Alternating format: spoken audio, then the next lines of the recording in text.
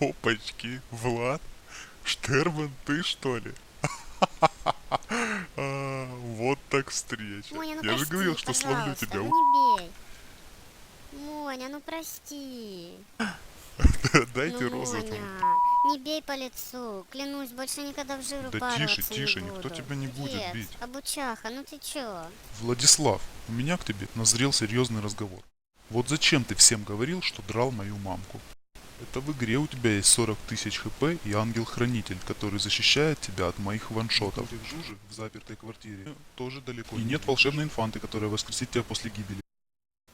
Моня, ну отпусти, а. Я же не знал, что ты качок. Ну, Монь, это не я про мамку писал, это Джаз все. Он мне говорит такой: слышь, Штерп, Монг с бакушкой в край оборзели, в бете вырезают. Я тебе жиробилд разработал, какое обучение, только еще круче. Давай затроллим этих недалеких лавок. А я ему говорю, мол, слышь ты, пидор, сам тролли. Взрослый ВДВшник, а ведешь себя как школота. Да и Моня мой братюня.